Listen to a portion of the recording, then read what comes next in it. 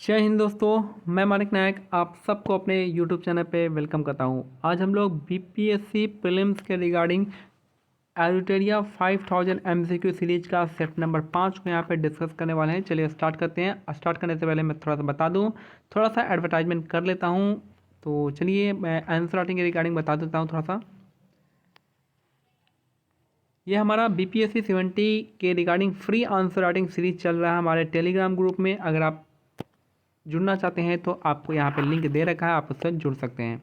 याद रखें कि ये हमारा डे नंबर 76 है और यहाँ पे 76 क्वेश्चन यहाँ पे दे दिया गया है। और आज का क्वेश्चन क्या है? आज का क्वेश्चन है हमारा बिहार के विशेष संदर्भ में भारत छोड़ो आंदोलन की प्रकृति को बताना है।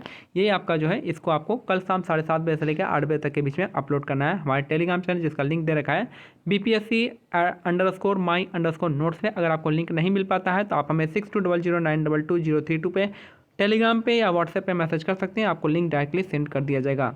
चलिए आते हैं अपने आज के टॉपिक पे।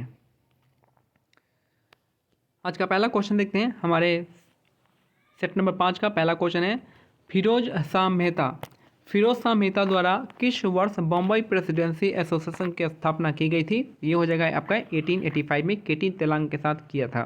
फिरोज शाह मेहता द्वारा किस वर्ष बम्बई प्रेसिडेंसी एसोसिएशन की स्थापना की गई थी? 1885 में किया गया था।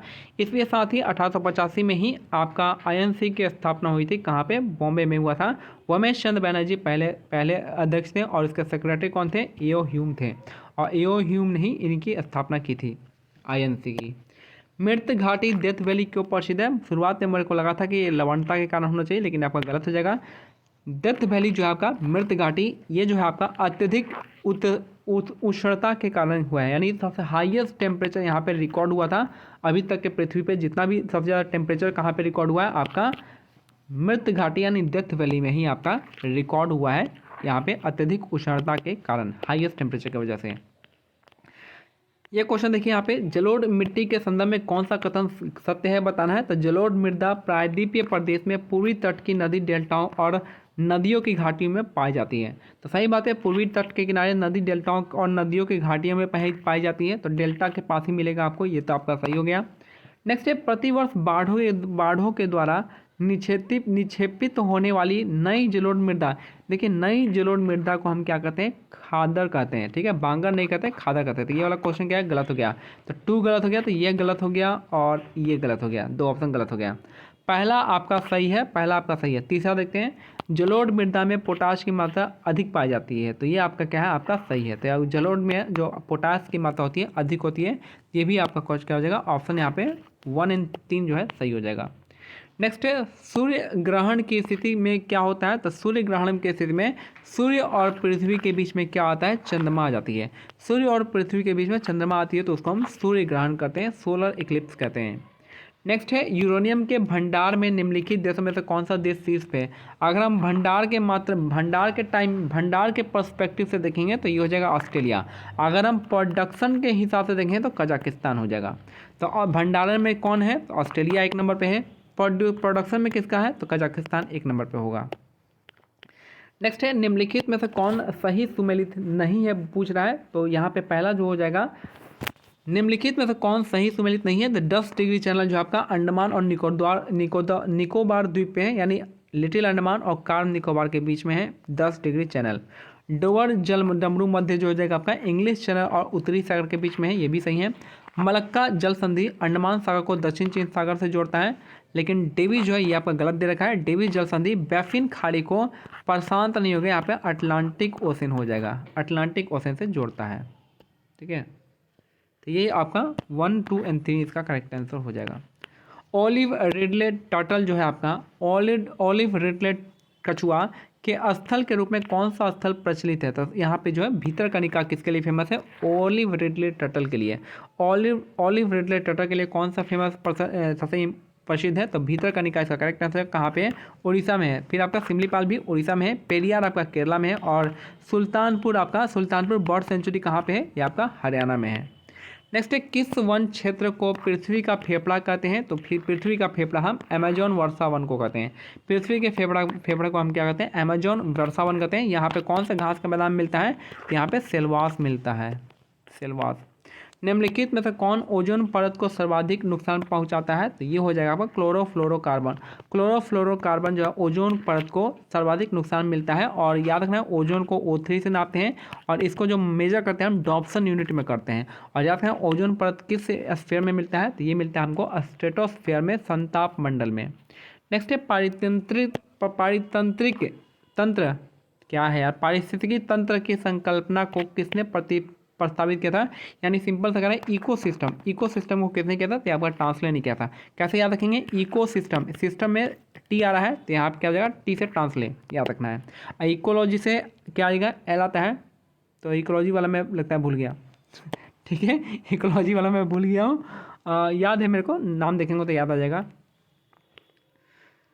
बहुत अच्छा मैंने बनाया था, एल से उसमें भी एल आ जाएगा, उसके नाम में भी एल आएगा, तो यहाँ पे आपको आसानी से याद हो जाएगा।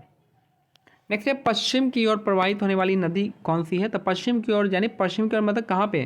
तो ये गुजरात साइड में, अरेबियन सी में। तो अरेबियन सी में कौन कौन सी प्रवाहित नदियाँ कौन कौन सी है? तो एक तो हो जाएगा ताप्ती हो जाएगा और नर्मदा हो जाएगा। एक और तीन तो होगा ही। एक और तीन किस में? इसमें है और इसमें है, तो ये ऑप्शन गया, ये गया नहीं, और सॉरी एक और तीन किस में हो जाएगा? इसमें है और इसमें है। ठीक है, अब महानदी जो है ये नहीं होगा, तो चार जो है ये वाला ऑप्शन एलिमिनेट हो गया, ये एलिमिनेट हो गया। तो माही भी किस में हो जाएगा? तो हमारा आंसर क्या हो जाएगा? हमारा 1 2 3 हो जाएगा यहाँ पे। याद रखना माही नदी जो है टॉपिक ऑफ कैंसर को दो पार्ट में 2 बार कट करती है। सोडियम हाइड्रोक्साइड और हाइड्रोक्लोरिक एसिड जब मिलता है, अभिक्रिया करता है, तो सोडियम क्लोराइड यानी आपका सॉल्ट बनाता है और वाटर बनाता है। ये कौन सी अभिक्रिया है? तो आपका न्यूट्रलाइजेशन रिएक्शन है। इसको इंग्लिश में न्यूट्रलाइजेशन रिएक्शन कहते हैं और यहाँ पे उदासीनीकरण इसका करेक्ट आंसर हो जाएगा। नेक्स्ट है निम्न में से कौन ऑक्सीकरण नहीं है? तो ऑक्सीकरण जो है आपका दहन जो होता है ऑक्सीकरण होता है। सांस भी हम लोग लेते हैं तो इसमें भी ऑक्सीकरण होता है जो कि कार्बन डाइऑक्साइड बनता है। और भोजन का पचना तो ऑक्सीकरण कहलाता ही है। तो एक ही ऑप्शन बच गया आपका अवक्षेपण। नेक्स्ट है निम्न में से कौन सा अधातु विद्युत का सुचालक है? अधातु पूछा है, तो इनमें से कौन सा है? कॉपर आपका धातु हो जाएगा या हट जाएगा। अधातु कौन सा है? तो आपका जो है अधातु हीरा जो है, आपको हीरा जो है इलेक्ट्रिसिटी जो है पास नहीं करता है, आपका ये कुचालक है। तो सुचालक कौन सा है? ग्रेफाइट हो जाएगा जो पेंसिल में रहता है। नेक्स्ट है रबर निम्न में से किसका बहुलक होता है? तो रबर जो है बहुलक है किसका? आइसोप्रीन का है। नेचुरल रबर का जो बहुलक कहलाता है आइसोप्रीन कहलाता है, याद रखना है। नेक्स्ट है वास्तविक वस्तु का हमेशा सीधा प्रतिबिंब बनाने वाला दर्पण कौन सा हो जाता है? तो समतल और उत्तल दर्पण होता है। तो वास्तविक वस्तु का हमेशा सीधा प्रतिबिंब बनाता है कौन? समतल दर्पण और उत्तल दर्पण। नेक्स्ट है विद्युत चुंबक बनाने के लिए प्रायः किस पदार्थ का यूज करते हैं हम लोग? तो ये हो जाएगा विद्युत चुंबक बनाते हैं हम किससे? तो आपका सॉफ्ट आयरन से। सॉफ्ट आयरन से हम विद्युत चुंबक बनाते हैं। नेक्स्ट है निम्न में से कौन सा मिश्रण जो है पृथक्करण विधियां हैं? तो पृथक्करण जो करता है कौन कौन? रवाकरण हो गया, आसवन हो गया, निस्यंदन हो गया और ऊर्ध्वपातन हो गया। चारों का चारों हो जाएगा। चारों का चारों जो प्रोसेस है आपका अलग करता है। मनुष्य में मादा जनन अंग किस हार्मोन का साबित होता है? तो यहाँ पे हो जाएगा all of the above. Oestrogen हो गया, प्रोजेस्टेरोन और रिलैक्सिन, तीनों का तीनों ऑप्शन यहाँ पे करेक्ट आंसर हो जाएगा। तो मनुष्य में मादा जनन अंग जो है किस हार्मोन का स्राव होता है? ये हो जाएगा आपका एस्ट्रोजन हो जाएगा, प्रोजेस्टेरोन हो जाएगा, आपका रिलैक्सिन हो जाएगा। इसका करेक्ट आंसर सारे का सारा हो जाएगा। नेक्स्ट है क्वेश्चन नंबर 20। यहाँ पे हमको मिलाना है, पहला हो जाएगा टोकोफेरॉल। टोकोफेरॉल होता है vitamin E. Tocopherol vitamin E होता है जो कि आपके यहाँ पे रिप्रोडक्टिव पार्ट को यहाँ पे देखता है, जनन क्षमता की कमी को देखता है। नैप्थोक्विनोन ये होता है चोट लगने पर रक्त का थक्का नहीं बनता है जिससे अधिक मात्रा में ब्लड बह जाता है। थायमीन हो गया बेरीबेरी, थायमीन का हो गया बेरीबेरी। और साइनोकोबालेमाइन जो है आपका तंत्रिका तंत्र हो जाएगा। तो इस हिसाब से हमारा डी का 4 हो जाएगा। कौन सा है? तो डी का 4 ये हो गया। और 20 का हो जाएगा। इस हिसाब से देखेंगे तो यहाँ पे हमारा बी आंसर यहाँ पे करेक्ट आंसर हो जाएगा। नेक्स्ट है अमीबा में भोजन का अंतर्ग्रहण किसके द्वारा होता है? तो ये होता है आपका स्यूडोपोडिया कहते हैं। इंग्लिश में स्यूडोपोडिया, हिंदी में कूटपाद कहते हैं। तो अमीबा में भोजन का अंतर्ग्रहण किसके द्वारा होता है? तो स्यूडोपोडिया या फिर कूटपाद के द्वारा होता है। निम्न में से कौन ऊर्जा का मात्रक है? तो ऊर्जा का मात्रक को हम जूल कहते हैं। ऊर्जा के मात्रक को हम क्या कहते हैं? जूल कहते हैं, याद रखना है। संविधान के किस भाग में सहकारी समिति का उपबंध किया गया है? तो सहकारी समिति यानी कोऑपरेटिव सोसाइटी का संबंध किस में है? तो यहाँ पे भाग 9 का ख में हो जाएगा। 9 के ख में आपका कोऑपरेटिव सोसाइटी है, जो कि कौन से आर्टिकल में आता है? आर्टिकल 43B में आता है, याद रखना है। और भाग 9 में क्या आएगा? भाग 9 में क्या आएगा?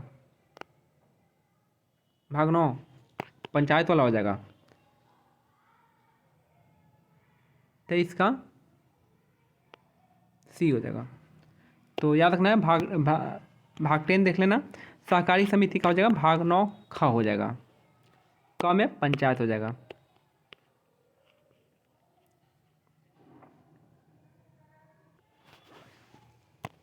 तो यहाँ पे भाग जो है सहकारी समिति का हो जाएगा भाग 9 ख हो जाएगा। क आपका म्यूनिसपालिटी हो जाएगा और भाग 9 जो हो जाएगा आपका यहाँ पे पंचायत हो जाएगा। ठीक है, यहाँ पे शेड्यूल एरिया और ट्राइबल एरिया हो जाएगा भाग 10 का। नेक्स्ट है निम्न कथनों पर विचार कीजिए। थोड़ा सा कंफ्यूजन हो जाता है, तो निम्न कथनों पर विचार करना है। तो उच्चतम न्यायालय 6 प्रकार के ऋण, 6 नहीं आपका 5 प्रकार का ऋण जारी करता है, याद रखना है। तो पहला ऑप्शन गलत हो गया। अनुच्छेद 32 के तहत कौन? सर्वोच्च न्यायालय। और अनुच्छेद 226 के तहत में उच्च न्यायालय करता है। दूसरा आपका सही है, तो ओनली 2 इसका करेक्ट आंसर हो जाएगा। इस हिसाब से आप इजी बना सकते हो।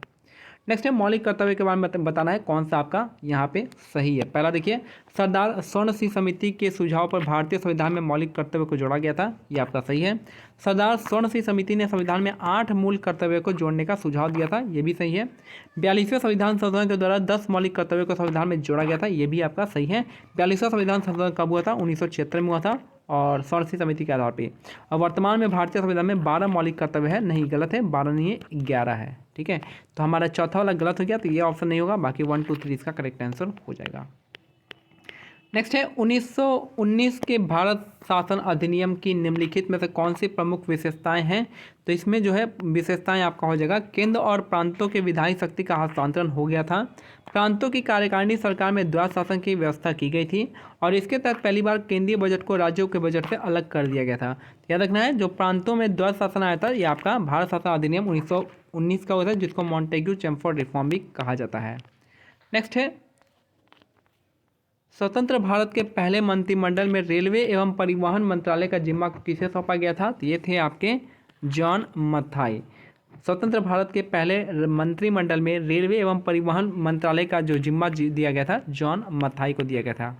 निम्नलिखित में से कौन सा राज्य के नीति निर्देशक सिद्धांत नहीं है? तो यहाँ पे कुटीर उद्योग का विकास करना ये था, आजीविकों के पर्याप्त साधनों का अधिकार ये भी है, और नेक्स्ट है यहाँ पे अल्पसंख्यकों की भाषा, लिपि या संस्कृति का संरक्षण, ये आपका फंडामेंटल राइट है, ये कि आपका डीपीएस पे नहीं है। बाकी राज्य पोषण जीवन स्तर को बढ़ाना, ये आपका डायरेक्टिव प्रिंसिपल है। तो कौन सा नहीं है? तो ऑप्शन सी इसका करेक्ट आंसर हो जाएगा। डलहौजी, लॉर्ड हटा दीजिएगा। डलहौजी के शासनकाल में लागू व्यक्तिगत सिद्धांत के कारण ब्रिटिश साम्राज्य में शामिल किए गए राज्यों की सूची में शामिल कौन नहीं था? तो ये था आपका अवध। अवध को आपका मल एडमिनिस्ट्रेशन के अनुसार इसको हटाया गया था, अपने में मिलाया गया था। तो मल एडमिनिस्ट्रेशन इसका हो जाएगा सही। बाकी सतारा, बघाट और झांसी को डॉक्ट्रिन ऑफ लेफ्ट के द्वारा लिया गया था। नेक्स्ट है, सामाजिक धार्मिक सुधार आंदोलन के दौरान बाल विवाह रोकने के लिए शारदा अधिनियम कब पारित किया था? शारदा एक्ट आया था 1930 में आया था। शारदा एक्ट 1930 में आया था। सिविल क्या था यार? सिविल मैरिज एक्ट 1872 का था। 1891 में कौन सा था?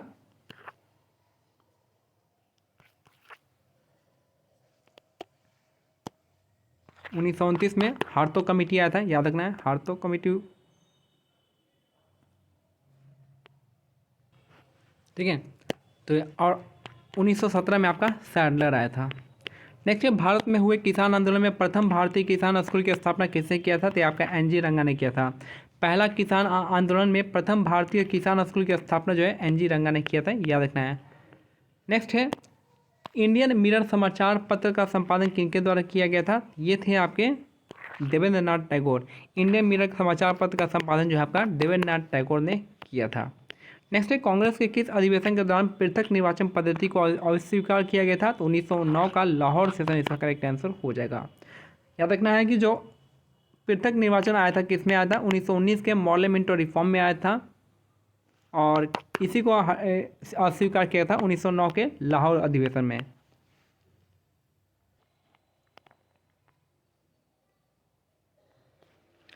मुस्लिम लीग द्वारा प्रत्यक्ष कार्यवाही दिवस कब मनाया गया था? तो आपका डायरेक्ट एक्शन डे जो है 16 अगस्त 1946 को किया गया था। 16 अगस्त 1946 को डायरेक्ट एक्शन डे मुस्लिम लीग के द्वारा मनाया गया था। निम्नलिखित में से कौन सा कथन जालियांवाला बाग के से संबंधित है? पहला आपका जालियांवाला बाग कांड की जांच के लिए हंटर समिति का गठन किया गया था, सही बात है। सैफुद्दीन कुचलू और सत्यपाल की गिरफ्तारी के विरोध में यह आयोजन किया गया था, यह भी सही है। इसके उपरांत गांधी जी ने कैसर हिंद की उपाधि लौटाई है, यानी कह रहा है यहाँ पे जालियांवाला बाग हत्याकांड के बाद जो है कैसर हिंद की उपाधि जो है गांधी जी ने लौटाया था, ये भी आपका सही है। इसके उपरांत गांधी जी ने सत्याग्रह का प्रथम सफल प्रयोग किया था, ये आपका गलत है। यही जो ऑप्शन है ये आपका गलत है। इन्होंने देखिए पहली बात क्या याद रखना है कि गांधी जी ने कैसर हिंद जो है जालियांवाला बाग के अगेंस्ट में नहीं किया था। ये जो है उस समय जो है एनसीएम और खिलाफत मूवमेंट चलाए थे, उसी खिलाफत मूवमेंट के प्रोटेस्ट में इन्होंने कैसर हिंद की उपाधि उनको वापस लौटाई थी। दूसरी बात, और ये जो है जालियांवाला बाग हत्याकांड के बाद वापस किया था, तो इसलिए ये वाला सही हो गया। ये जो है आपका जो पहला जो सत्याग्रह किया था रॉलेक्स सत्याग्रह, ये आपका अप्रैल में ही किया था, 6 अप्रैल को किए थे रॉलेक्स सत्याग्रह। और जालियांवाला बाग जो हुआ था 13 अप्रैल को हुआ था, यानी पहले हुआ था। तो ये जो है बाद वाला लगा रहा है कि प्रथम सफल यहाँ पे इसके उपरांत मतलब बाद, या बाद नहीं था, इसके पहले ही कर लिए थे। भारत में चांदी सर्वप्रथम किस काल में पाया गया था? चांदी मिला था कहाँ से? हड़प्पा से। चांदी कहाँ से मिला है? हड़प्पा से मिला है, याद रखना है। नेक्स्ट है, किस शासक ने शिलादित्य की उपाधि धारण की थी? शिलादित्य की उपाधि जो है आपका हर्षवर्धन ने किया था। हर्षवर्धन में शिलादित्य की उपाधि धारण की थी, याद रखना है। इसके काल में एक पोएट थे जिसका नाम था बाण भट्ट थे। क्या इन्होंने 2 बुक लिखी थी बाण भट्ट ने? कौन कौन सा था बुक, आप मेरे को कमेंट सेक्शन में बताएंगे। हर्षवर्धन ने 3 बुक लिखी थी जिसका नाम है प्रियदर्शिका, नागानैन और रत्नावली, ये 3 नाम है। और ये कादम्बरी और हर्षचरित इन्होंने लिखा था, हर्षचरित।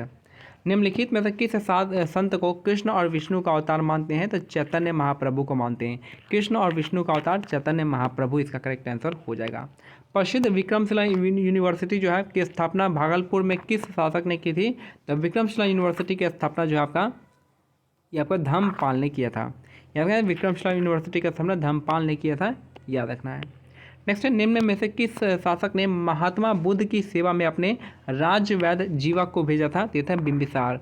तो किस शासक के महात्मा बुद्ध की सेवा में अपने राजवैद्य जीवक को भेजा था? तो ये थे आपके बिंबिसार। किसके शासनकाल में इब्न बतूता भारत आए थे? इब्न बतूता आए थे भारत में, कहाँ पे? ये है आपका मोहम्मद बिन तुगलक के टाइम में। इन्होंने एक बुक लिखी थी जिसका नाम था रहला। और कहाँ से आए थे इब्न बतूता? ये आए थे मोरक्को से आए थे। नेक्स्ट है, हड़प्पा सभ्यता किस प्रकार की सभ्यता थी? कांस्य युगीन थी। हड़प्पा सभ्यता जो था ब्रॉन्ज था, यानी कांस्य युगीन सभ्यता थी। तारीख मुबारक शाही नामक पुस्तक किसके द्वारा है? तो याहिया बिन अहमद सरहिंद हो जाएगा। तारीख मुबारक शाही के बुक का नाम है याहिया बिन अहमद सरहिंद। निम्नलिखित में से किस वायसराय का कार्यकाल सबसे लंबा रहा है? तो सबसे लंबा जो टर्म रहा है किस वायसराय का रहा है? ये आपका हो जाएगा लिलिंथगो का हो जाएगा। किस वायसराय का रहा है? तो लिलिंथगो का सबसे ज़्यादा कार्यकाल रहा है। एनाटॉमी विज्ञान की एक शाखा है जिसमें अध्ययन किया जाता है पौधे और जानवरों की संरचना पर। एनाटॉमी जो है विज्ञान की शाखा है जिसमें अध्ययन करते हैं पौधे और जानवरों की स्ट्रक्चर पे। सकल राष्ट्रीय उत्पाद जीएनपी में निम्नलिखित में से किसको शामिल नहीं करते हैं? तो निजी प्रसंगों को करते हैं, बाह्य ऋणों पर करते हैं, बाह्य अनुदान पर करते हैं, लेकिन विदेशी निवासियों के आय पर नहीं करते हैं, क्योंकि वो तो उनका हो जाएगा, उनके आय का जाएगा। नेक्स्ट है, बाजार में मुद्रा आपूर्ति को नियंत्रित करने के साधन के रूप में सरकारी बॉन्ड की बिक्री खरीद को क्या कहते हैं? तो सरकारी बॉन्डों की बिक्री खरीद को क्या कहते हैं? बाजार पूंजीकरण कहते हैं। अगर बॉन्ड का अगर सिक्योरिटी का कहेंगे जीसेक यानी गवर्नमेंट सिक्योरिटी का करेगा तो होगा ओपन मार्केट ऑपरेशन, लेकिन यहाँ पे बॉन्ड का कर रहा है तो बॉन्ड की बिक्री हो जाएगा आपका बाजार पूंजीकरण। निम्न में से कौन सी रिपोर्ट विश्व बैंक द्वारा नहीं जारी की जाती है? तो कौन सा नहीं करता है? तो वर्ल्ड बैंक करता है। World Development Report, ease of doing business करता है, ग्लोबल इकोनॉमिक प्रोस्पेक्ट करता है, लेकिन ग्लोबल जेंडर गैप रिपोर्ट जो आपका वर्ल्ड इकोनॉमिक फोरम करता है। वर्ल्ड इकोनॉमिक फोरम, विश्व आर्थिक मंच। भारतीय आयात निर्यात बैंक की स्थापना कब हुई थी? तो 1982 में हुआ था, याद रखना है। कब हुआ था? अप्रैल में हुआ था, अप्रैल 1982 में हुआ था। इसके बाद जो 1982 में ही नाबार्ड की स्थापना हुई थी जुलाई में। और लास्ट है हमारा कि वैश्विक वित्तीय स्थिरता रिपोर्ट यानी ग्लोबल फाइनेंशियल स्टेबिलिटी रिपोर्ट जो है आपका कौन जारी करता है? तो IMF को जारी करता है। ग्लोबल फाइनेंशियल स्टेबिलिटी रिपोर्ट जो है IMF जारी करता है। कुछ इंपॉर्टेंट क्वेश्चन है। बिंबिसार ने किसे हराकर अंगराज को मगध में मिलाया था? तो ब्रह्मदत्त को। बिंबिसार ने ब्रह्मदत्त को हरा के अपने मगध में मिलाया था अंगराज को। इसमें मगध की राजधानी जो है राजगिरी को बनाया था। तो बिंबिसार ने मगध की राजधानी किसके बनाया था? राजगीर को बनाया था। भगवान बुद्ध की सेवा में राजवैद्य जीवक को भेजा था। इसकी हत्या में इसके पुत्र अजातशत्रु ने की थी। इसकी हत्या किसने की थी? अजातशत्रु ने की थी। अजातशत्रु को कुणिक उपनाम से जाना जाता है। बिंबिसार इसने लगभग 32 वर्षों तक मगध पर शासन किया था। अजातशत्रु ने 32 वर्षों तक शासन किया था। अजातशत्रु की हत्या उसके पुत्र उदयन ने की थी। उदयन कौन था? पाटलिपुत्र की स्थापना किया था उदयन ने। शिशुनाग ने अपनी राजधानी पाटलिपुत्र से वैशाली स्थापित की थी। कालाशोक ने अपनी राजधानी को वैशाली से पाटलिपुत्र ले आया। बिंबिसार बौद्ध धर्म का अनुयायी था, जबकि अजातशत्रु प्रारंभ में जैन धर्म का था, बाद में बौद्ध धर्म अपना लिया। नेक्स्ट है शिशुनाग का उत्तराधिकारी कालाशोक हुआ। शिशुनाग वंश का अंतिम राजा नंदीवर्धन था। नंद वंश का स्थापना महापद्मनंद ने किया था। नंद वंश का अंतिम शासक धनानंद था, जिसको चंद्रगुप्त मौर्य ने हराया था। और चंद्रगुप्त मौर्य ने धनानंद को पराजित करके मौर्य वंश की स्थापना की थी। तो ये मेरा आज का सेट जो है कंप्लीट होता है, सेट नंबर 5। मिलते हैं अगली वीडियो में सेट नंबर 6 के साथ। तब तक के लिए जय हिंद, जय भारत, धन्यवाद।